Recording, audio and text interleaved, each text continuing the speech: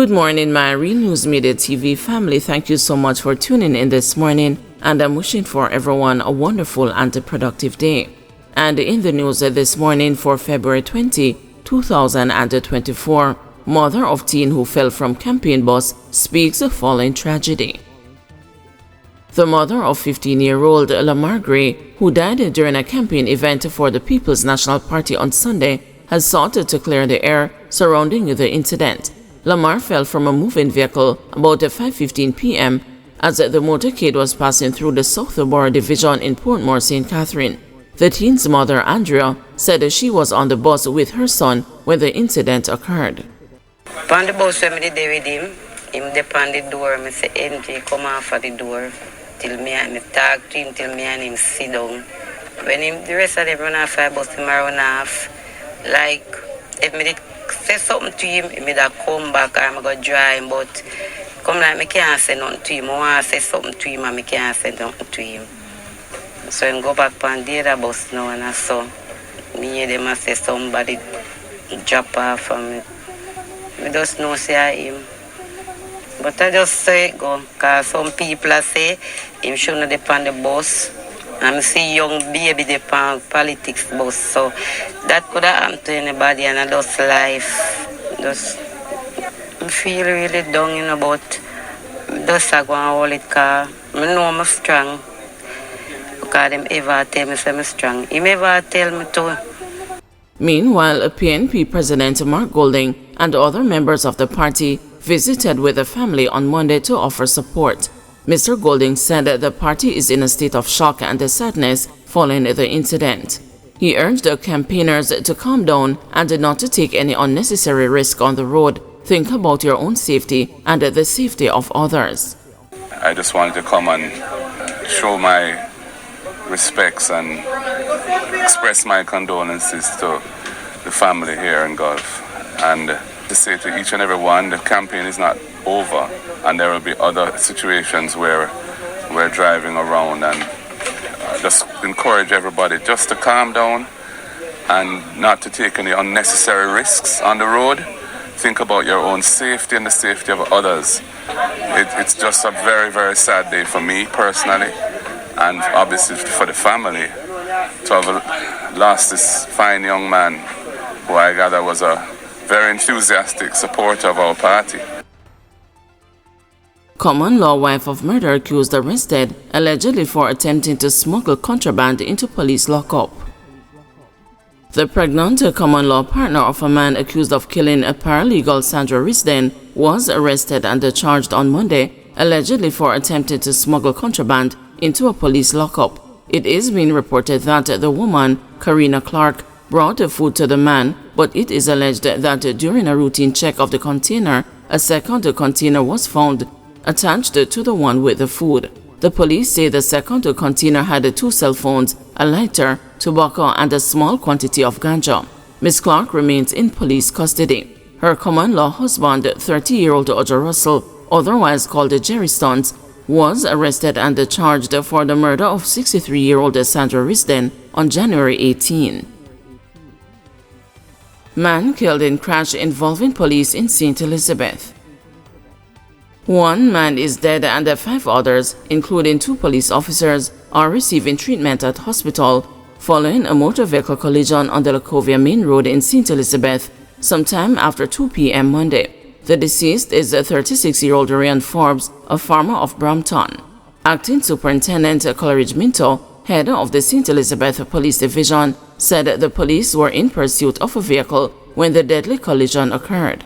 Police service vehicle was traveling in an easterly direction towards Santa Cruz when another motor car traveling from a minor road on the left drove out in the road. This resulted in a collision between the 2 vehicles. As a result of this accident, several persons from the markets as well as the police service vehicle sustained severe injuries and were rushed to the Black River Hospital. So far, 1 person has been confirmed dead and the others are still in hospital being treated. I want to implore to our motoring public to use the roadway with care, to drive within the ambits of the law, and to ensure that they observe the necessary rules of the road. Constantine Bogle still seeking to recover monies owed by JLP's Dean Jones. A bailiff order is before the Supreme Court in which lawyers for Constantine Bogle are seeking to recover outstanding monies owed by councillor candidate for the Trinityville Division Dean Jones. In 2018, Chief Justice Brian Sykes ruled that Mr. Jones, who was declared the Jamaica Labour Party councillor for the Yallow Division after the November 2016 local government election, was not eligible to sit in that capacity in the St. Thomas Municipal Corporation.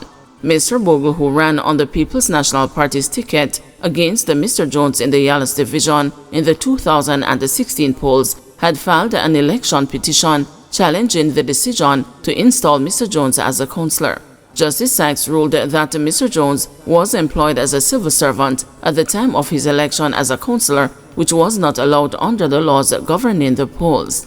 Mr. Jones was ordered by the court to pay legal fees and the damages amounting to $15,675,377.19.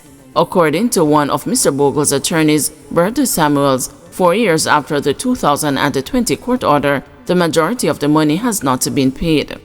There have been less than $1 million paid towards that judgment. So as it stands, there's outstanding over $14 million in costs due to by the first respondent, Dean Jones. So the successful party in that case, Constantine Bogle.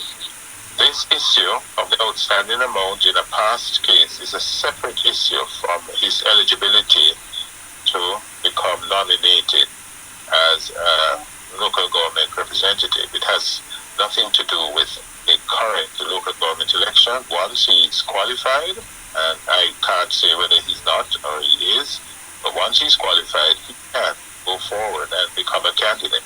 Councillor for the White Horses Division, Hubert Williams, has argued that the failure of Mr. Jones to complete the payment to Mr. Bogle could disqualify him from sitting in the municipal corporation if he is successful in the February 26 poll. But Mr. Samuels said the 2016 case should not affect Mr. Jones's candidacy. Closing arguments begin in Beach Stout murder trial. The prosecution in the Everton Beach Stout MacDonald and Oscar Barnes trial began its closing submission to a panel of 7 jurors in the Home Circuit Court on Monday afternoon. Mr. MacDonald and Mr. Barnes have been on trial since last September for the July 20, 2020 murder of Mr. MacDonald's wife Tonya in Portland. The prosecution called 14 witnesses, including 2 accomplices and Tonya's mother. Minutes into the submission, the mother, who broke her down, exited the courtroom. If fish come from river bottom man, tell your alligator have gone boil, believe him. That's a well-known Jamaican saying used by the lead prosecutor before telling the jury that Denverlin Minot, in this case, was a fish at the bottom of the river. Minot is serving 19 years for his role in Tonya's murder.